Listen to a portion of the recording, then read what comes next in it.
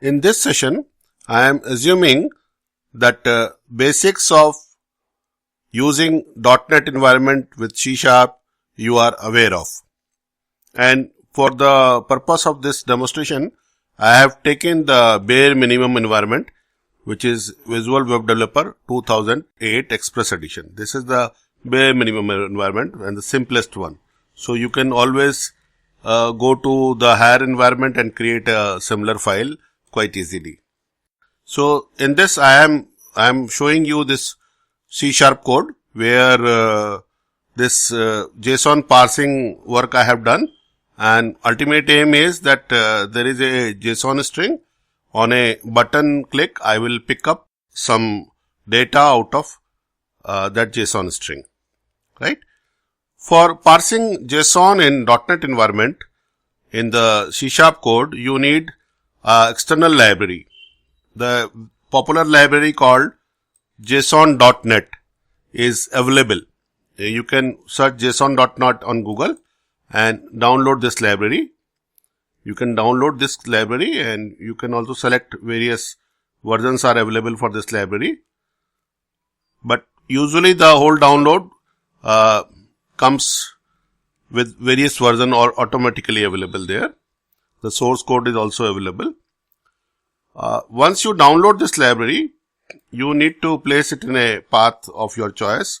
For example, I have put up here in v35, and within the bin file there are libraries available for various versions. Say for bare minimum I would use at least version 3.5.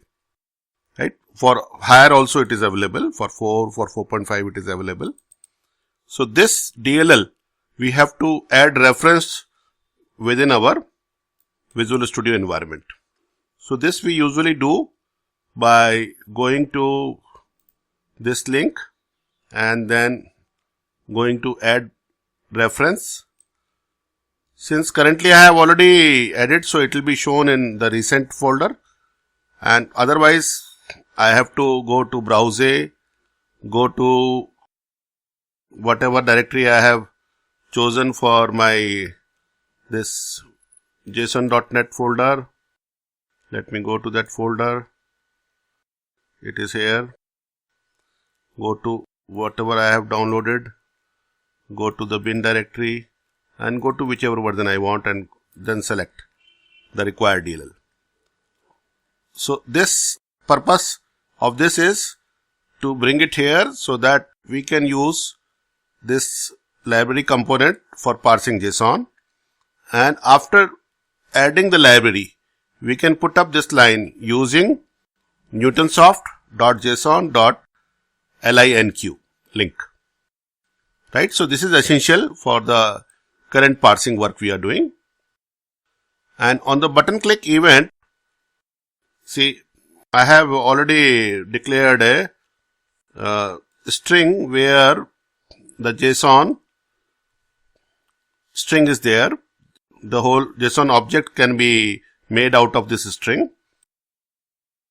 And remember that for quote character, double quote character, this backslash has to be given because escape sequence is needed in this environment. And this colon character we can give it directly. This square bracket we can give directly. Only for double quote that exception has to be done for using escape sequences. So this string has a name value pair where planets is the name, and after colon the value is an array actually, and which is further value list. Right? And this JObject class actually comes from this Newtonsoft library, and within this class there is a parse method, and within that we have to pass the string argument where the JSON stream has to be there. And finally I create my own object. Now very simply this object can then be used to pass data and bring it one by one. In case this array is there, so within value we can bring the 0th member, and this is the name of the name value pair planets. So within the JSON object, we can parse this way and then finally convert this to a string so that this gets displayed in my text label. Okay. Now I will try running this so that how it looks on browser. Let us see. I have already given the run command. The build is okay. Opening the browser now. Let us see. So it has displayed a button, and the moment I press this button, I should get that label filled with the correct value. Just see, this has given me the parsed item. That means the 0th member from the planet's label is Mercury. So this has shown me Mercury clearly. If I change this to member 1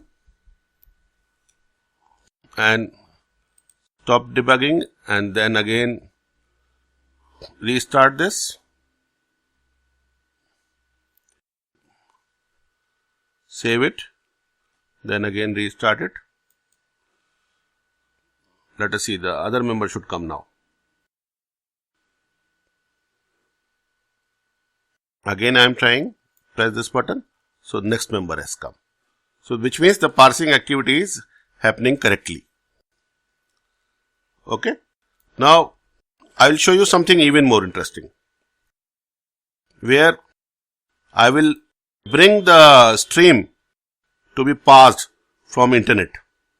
So let me comment this entire code and create another set of code.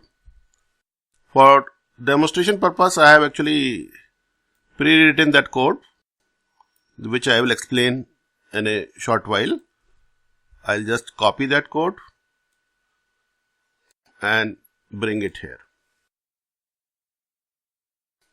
This will come here. Now, what I am trying to do here is, I am forming a web client, and for forming a web client, I do need this library, which is already available, System.net, using System.net.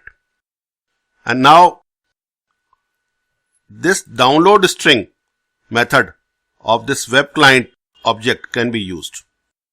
And this download string is occurring from a JSON file kept on internet. This is within our own domain name. I'll show you how this JSON file looks like. Here it is. Just see. This JSON file is here, like this. This file is existing on this particular URL, and I'll now bring this file in one go and then parse it. Okay. So once this file has come using this web client into the string, I'll again use this string and use JSON object, JObject.Parse to bring it to my JSON object. Now, I am even doing another interesting thing, that is, I'll also replace one of the values. JSON does have the feature of writing to JSON stream.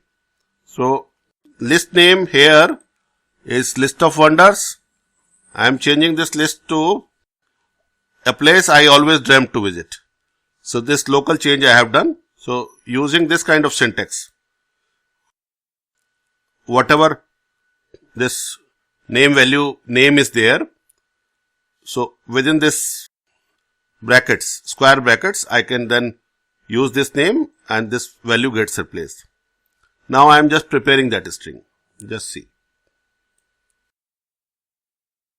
So this list name to string conversion, so that this string one comes up. Then out of the wonders, I am putting the 0th member, and within the 0th member, the name has a value, because this array must be an array of objects. For example, wonders, the name has a value, which is Taj Mahal, right? So this is the 0th member, this object is the 0th member, and this object is the 01st member, this one. So I can bring out these independently. just see here. So I am bringing out 0th member, and then within the 0th member I am bringing whatever name key name contains and converting it to string and then to string 2. Then I am just displaying string 1 plus 2 BRs and then bold, because HTMLs I can use with this label, and then string 2. So that list name will contain whatever I put up in list name. The JSON modification also is there. And then I'll run this code.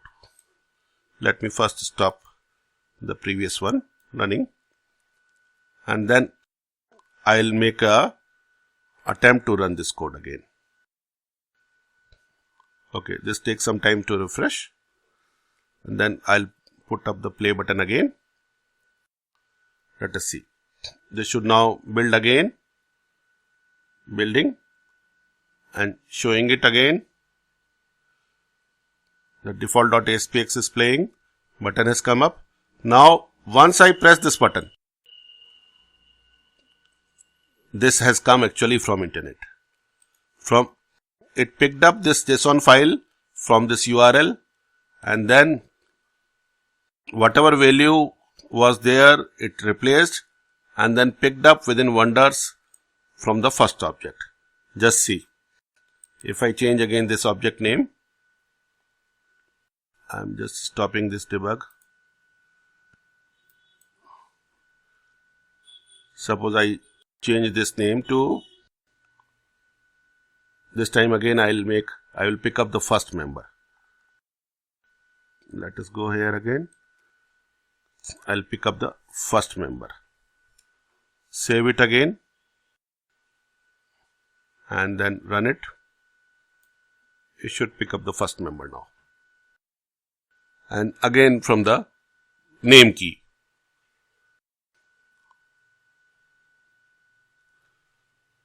Just see it is playing. I'll use this go key again. Again it is bringing from internet and it has picked up the first member. Just see this JSON file. The name key contained this first member. This is the 0th member because array count index starts from 0. So, hope this code must have given you the right kind of insight for JSON parsing within .NET and using the C# code. Thank you.